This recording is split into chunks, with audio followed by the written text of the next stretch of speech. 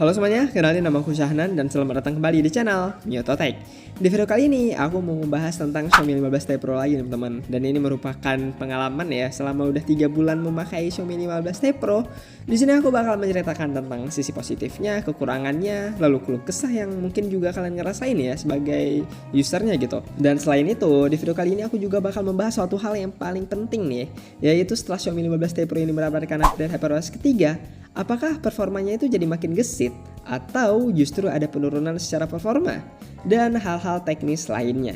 Jadi langsung aja kita bakal masuk ke pembahasannya. Oke, dan yang pertama itu adalah fleksibilitas atau kenyamanan pemakaian, teman. Di sini aku mau membahas hal tersebut. Jadi selama 3 bulan pemakaian Xiaomi 15T Pro, menurut aku HP ini tuh cukup nyaman lah dipakai sehari-hari. Walaupun ukurannya bisa dibilang cukup besar dan bongsor ya, tapi masih aman kok dimasukin ke dalam saku atau kantong celana. Jadi tetap gampang lah kalau misalnya dia bawa kemana-mana. Selain itu, desain pinggirannya yang nggak terlalu boxy atau ngotak gitu bikin HP ini tuh enak kalau misalnya digenggam. Kalian bisa lihat sebenarnya ini sudutnya ini enak banget kalau misalnya kalian genggam. Jadi meskipun dipakai dalam waktu yang lama, entah buat scrolling, nonton, ataupun main game, rasanya ya masih nyaman banget lah di tangan. Jadi dari sisi mobilitas dan kenyamanan menurutku Xiaomi 15T Pro ini masih tergolong leluasa dan fleksibel.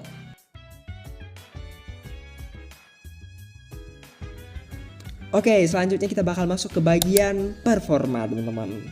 Nah, jadi sejujurnya nih ya, selama pemakaian aku nggak terlalu ngerasain ada penurunan performa yang signifikan setelah update HyperOS ketiga. Secara keseluruhan, menurutku performanya tuh masih terasa stabil gitu, seperti sebelumnya juga. Untuk aktivitas harian misalnya kayak multitasking, buka tutup aplikasi, scrolling media sosial, bagi aku masih lancar banget sih. Ya sama lah dengan yang sebelumnya gitu.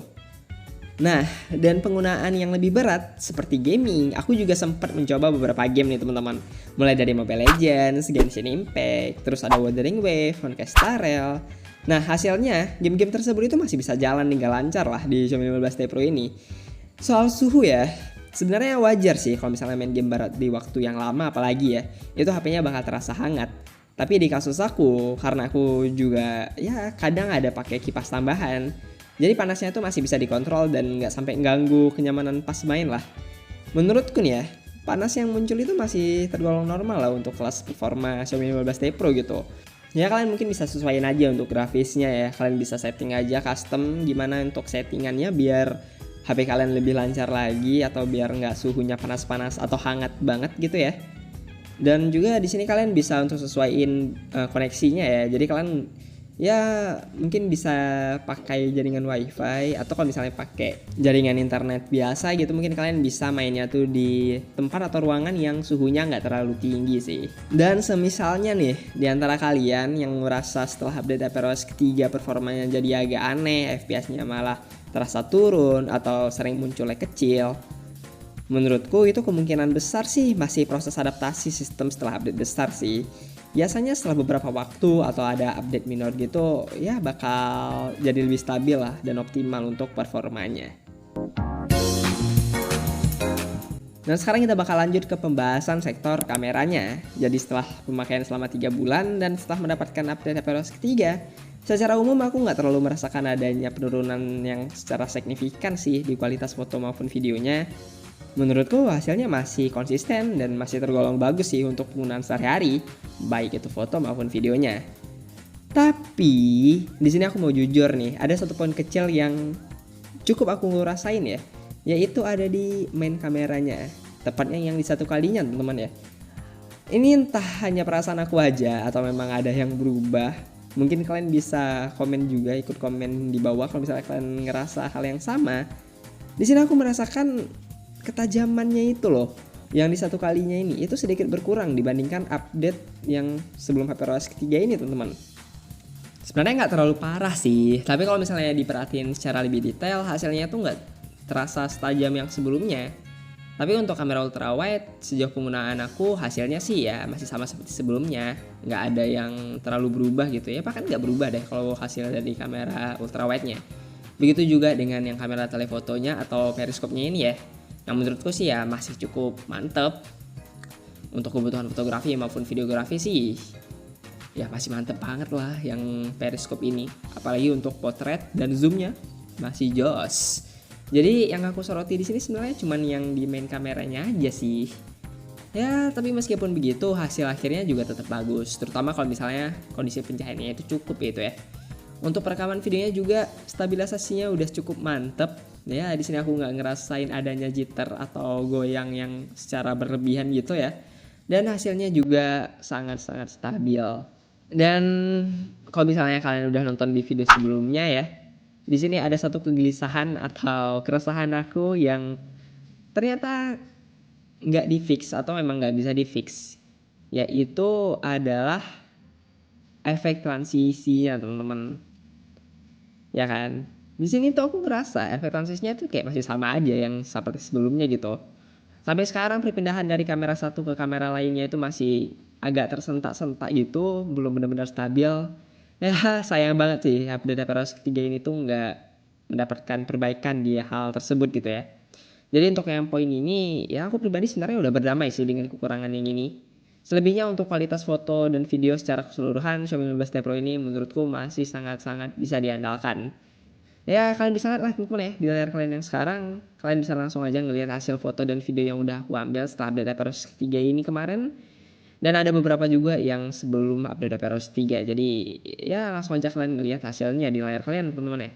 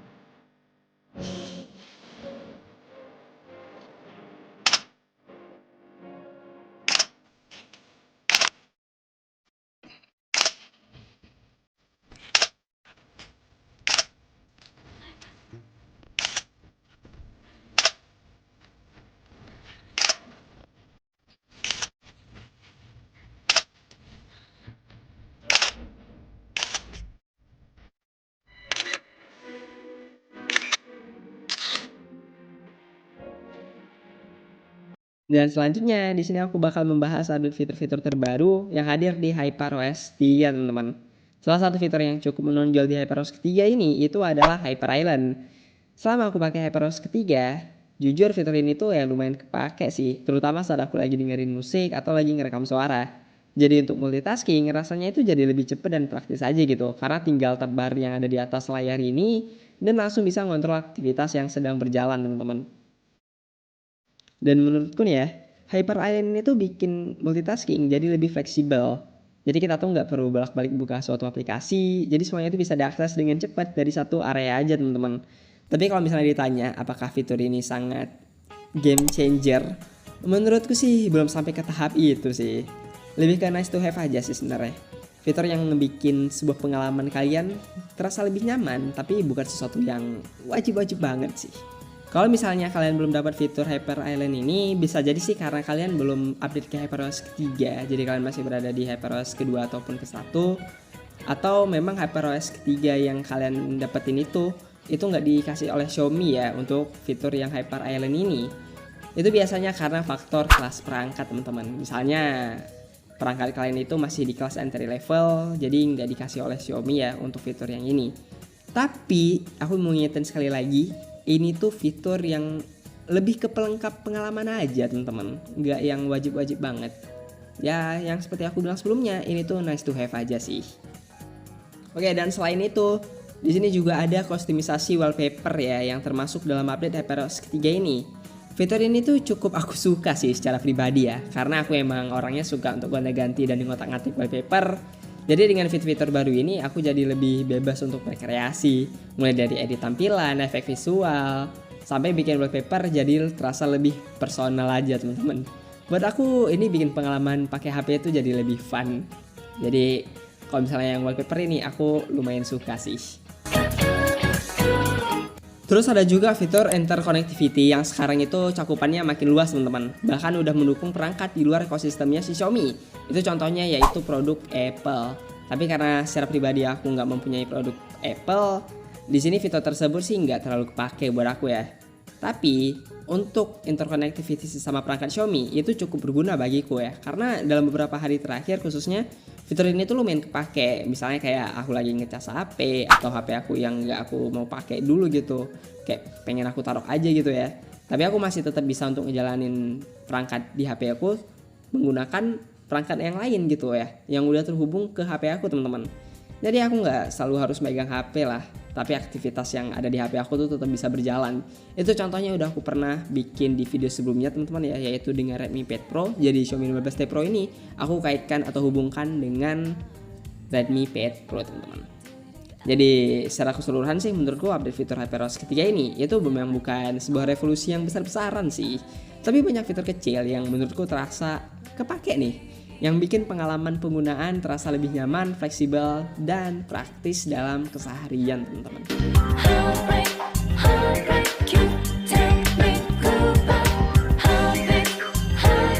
Oke, dan sekarang kita bakal masuk ke bagian softwarenya teman-teman ya. Di bagian ini aku bakal fokus ke pengalaman penggunaan aku setelah update HyperOS ketiga.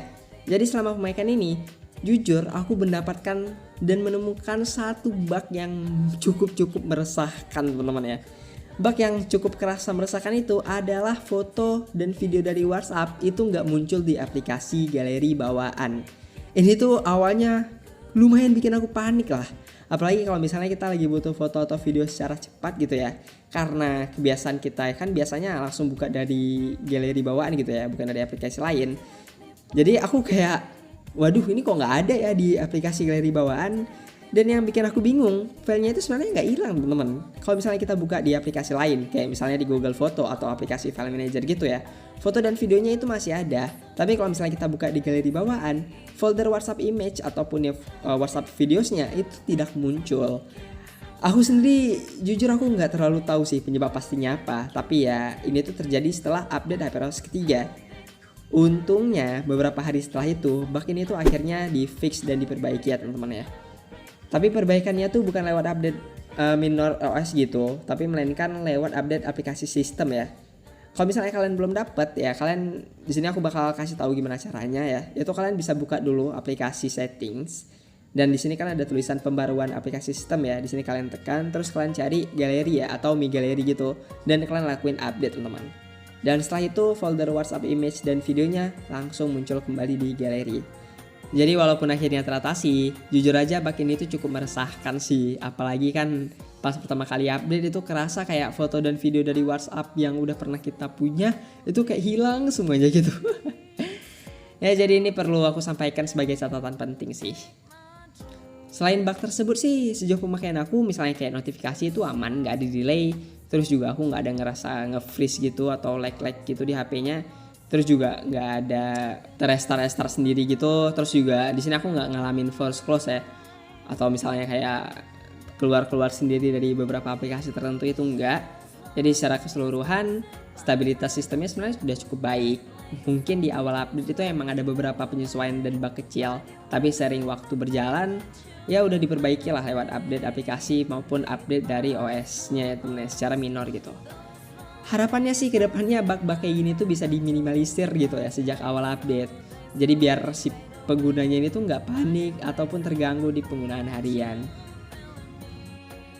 Oke, dan selanjutnya kita bakal masuk ke sektor baterainya teman-teman ya. Untuk kapasitas baterainya sendiri, Xiaomi 15T Pro ini dibekali baterai 5500 mAh. Nah, setelah mendapatkan update HyperOS ketiga, jujur aku nggak terlalu ngerasain adanya pemborosan baterai yang signifikan sih. Konsumsi dayanya masih terasa kurang lebih sama seperti sebelumnya gitu. Dengan pola penggunaan aku yang isinya misalnya kayak gaming ringan dan lebih sering dipakai untuk media sosial sih sebenarnya. Terus juga baterainya rata-rata bisa tembus di sekitar 6 jam screen on time lah, dan kadang bahkan bisa sampai 7 jam gitu. Jadi menurutku masih tergolong cukup oke dan nggak boros. Tapi memang hasil baterai ini sangat tergantung ke penggunaan masing-masing dari kalian juga ya, dan koneksi yang kalian pakai. Dalam kasus aku lebih seringnya tuh menggunakan jaringan wifi teman-teman, dan konsumsi baterainya tuh relatif lebih kecil ketimbang kalau misalnya kalian pakai jaringan yang provider internet gitu ya, karena HP itu nggak terus-menerus mencari sinyal seperti saat kalian pakai data seluler teman-teman. Dan untuk urusan pengisian daya, Xiaomi 15T Pro ini tuh sudah mendukung fast charging 90 watt.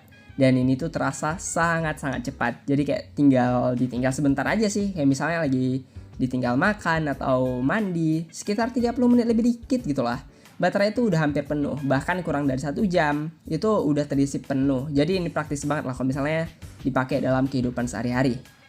Kalau misalnya kita lihat dari sisi baterainya, CycleCon yang punya aku juga masih di sekitaran 50-an teman-teman ya. Di sini kalian bisa lihat di layar kalian ini masih 50-an dan baterai health-nya itu masih 100%. Jadi untuk pemakaian 3 bulan kondisi baterainya tuh masih sangat aman dan mantap. Nah kesimpulannya dari pengalaman aku selama 3 bulan pemakaian, sektor baterai ini tuh cukup fine, daya tahannya oke, pengisiannya cepat, dan setelah update HyperOS 3 aku nggak ngerasa ada penurunan yang mengganggu teman-teman. Dan sekarang kita bakal masuk ke kesimpulan berdasarkan keseluruhan pembahasan yang udah aku jabarkan di video ini teman-teman ya. Jadi selama 3 bulan pemakaian Xiaomi 15T Pro dan setelah mendapatkan update HyperOS ketiga, secara keseluruhan pengalaman yang aku dapetin itu masih tergolong sangat positif. Dari sisi kenyamanan dan fleksibilitas, meskipun bodinya bisa dibilang cukup bongsor, HP ini tuh tetap nyaman digenggam dan aman dibawa kemana-mana untuk pemakaian harian. Lalu masuk di sektor performa, aku juga ngerasa nggak ada penurunan yang signifikan gitu, apalagi setelah update HyperOS 3 ini. Baik untuk penggunaan sehari-hari maupun gaming, performanya tuh masih stabil dan masih bisa dapat diandalkan. Kalaupun ada sedikit rasa aneh atau penyesuaian setelah update, itu sih menurutku masih wajar ya dan biasanya bisa lebih optimal lewat update minor ke depannya. Dan untuk di segi kameranya, secara umum hasil foto dan videonya itu masih bagus dan konsisten. Memang ada satu catatan kecil yaitu di main kameranya yang satu kali menurutku masih agak sedikit kurang tajam dibandingkan yang sebelumnya. Tapi ini bukan sebuah penurunan yang parah-parah banget sih. Ya ultrawide dan telefotonya juga masih aman, stabilisasi fotonya juga sangat oke. Satu kekurangan yang masih terasa sampai sekarang ya seperti yang aku bahas tadi yaitu adalah transisi antar kameranya yang masih belum smooth teman-teman. Ya tapi selebihnya itu masih dapat diterima lah.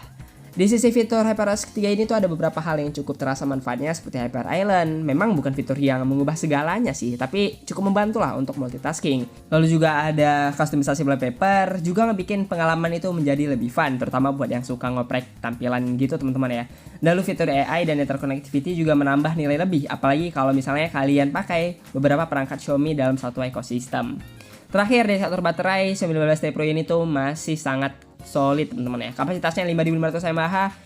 Untuk pemakaian harian itu tergolong cukup awet, pengisian 90 watt itu sangat cepat dan setelah 3 bulan pemakaian kondisi baterainya pun masih sehat ya. Jadi kalau misalnya ditarik kesimpulan besarnya, Xiaomi 15T Pro ini setelah update HyperOS 3 ini bukan HP yang jadi menurun, tapi justru makin terasa lebih matang dan nyaman ya menurutku. Memang ada beberapa hal kecil yang seperti udah dijelaskan tadi ya, tapi secara keseluruhan pengalaman pemakaian aku selama 3 bulan ini tuh masih sangat memuaskan dan layak dipakai untuk jangka panjang teman. Jadi terima kasih telah menonton video sampai habis. Jangan lupa subscribe. See you in the next video. Goodbye. Dadah.